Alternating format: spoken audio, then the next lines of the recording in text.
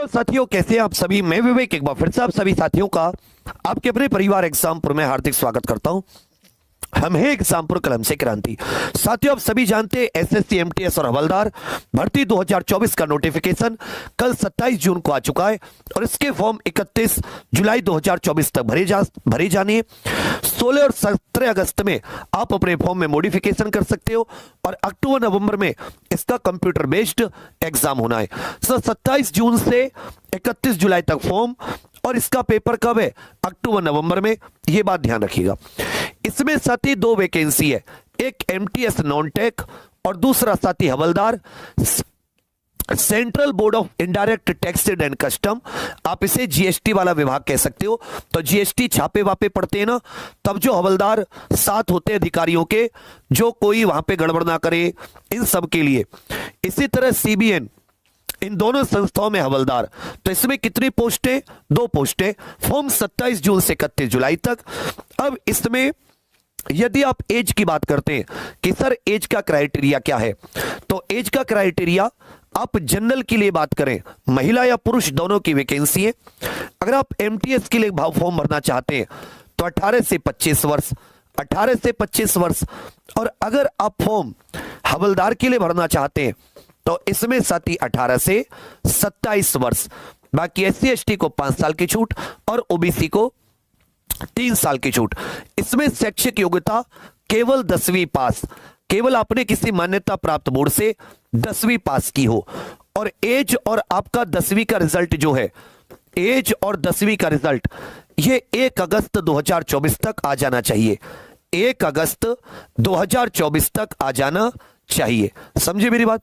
इसके बाद में अगर 1 अगस्त को आपकी एज 18 से कम है, 25 से ज्यादा है एमटीएस के लिए, और अगर हवलदार के लिए 18 से कम है, 27 से ज्यादा है, तो एलिजिबल नहीं है। और अगर आपका 10वीं का रिजल्ट 1 अगस्त 2024 के बाद आ रहा है तो भी आप एलिजिबल नहीं है। तो 2 वैकेंसी है, एमटीएस और हवलदार, और दोनों के लिए इसमें ध्यान दीजिएगा 10th क्लास की इसकी योग्यता है। एमटीएस के 4887 पद है और जो हवलदार है, हवलदार के 3439 पद है। तो हवलदार के 3439 और 4887 ये एमटीएस के पद है। अब एक चीज आपके दिमाग में आनी चाहिए कि भैया इसमें ये बताइए कि जो पेपर का पैटर्न है, इसमें एग्जाम पैटर्न क्या है। तो मैं साथी आपको एग्जाम पैटर्न बताने की कोशिश करता हूं, इसको थोड़ा सा ध्यान दीजिएगा। देखिए एमटीएस हो, एमटीएस व हवलदार दोनों की बता रहा हूं। एमटीएस में केवल एक पेपर देना होगा, केवल एक कंप्यूटर आधारित, कंप्यूटर बेस्ड टेस्ट देना होगा, या कंप्यूटर आधारित आपको एक पेपर देना होगा, केवल एक एग्जाम। और इसमें साथी पेपर तो देना ही होगा कंप्यूटर आधारित। पेपर कैसा होगा? कंप्यूटर पर। कंप्यूटर आधारित एग्जाम तो आपको देना ही होगा, मल्टीपल चॉइस क्वेश्चंस का। साथ में इसमें दौड़ भी होगी, साथ में इसमें दौड़ भी होगी, और साथ ही इसमें आपकी ऊंचाई भी मापी जाएगी। लड़कों की ऊंचाई प्लस चेस्ट दोनों, लड़कों की ऊंचाई प्लस चेस्ट दोनों, और जो महिलाएं हैं उनकी केवल ऊंचाई प्लस साथ ही उनका वजन मापा जाएगा। महिलाओं की ऊंचाई प्लस वजन मापा जाएगा। समझे मेरी बात। अब ये जो एमटीएस हवलदार, आप चाहे तो किसी एक को अप्लाई कर सकते हैं, आपकी एलिजिबिलिटी के ऊपर है। आप चाहे तो साथी दोनों को अप्लाई कर सकते हैं।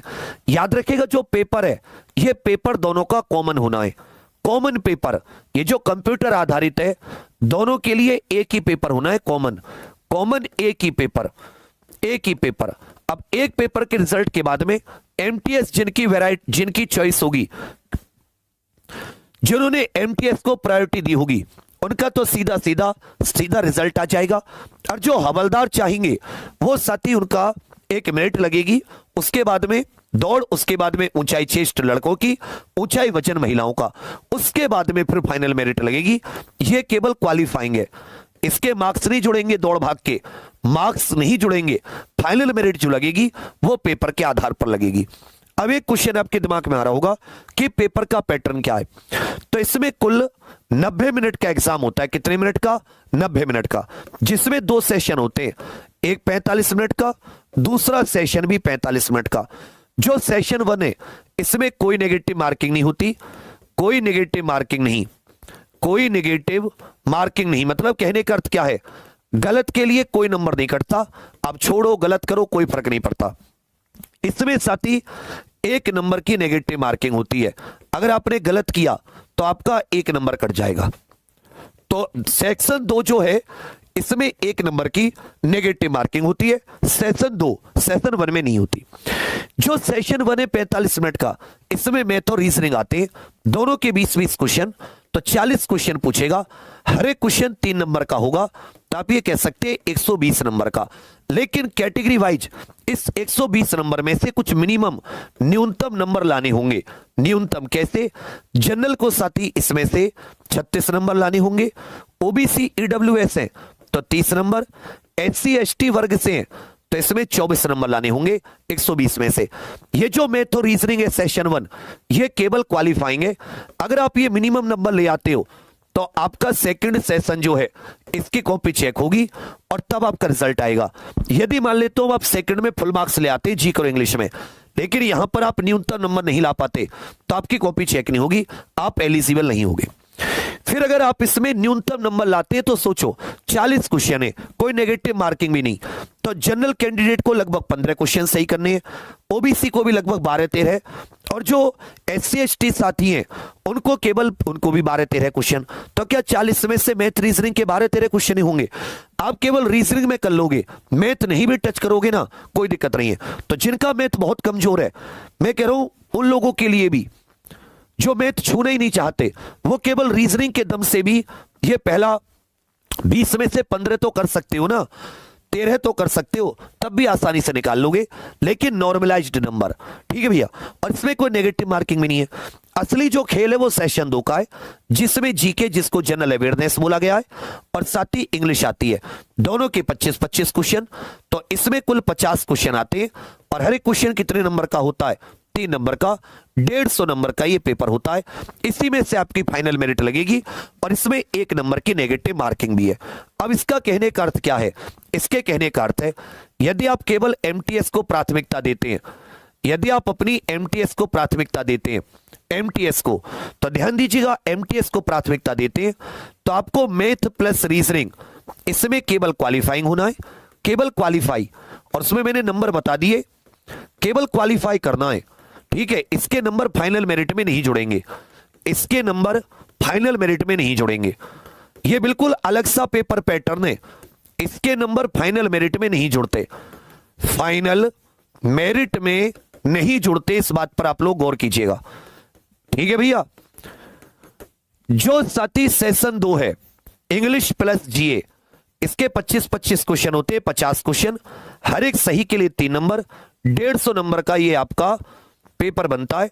इस 150 नंबर में से आपकी फाइनल मेरिट लगती है। आपकी क्या लगेगी? Final merit.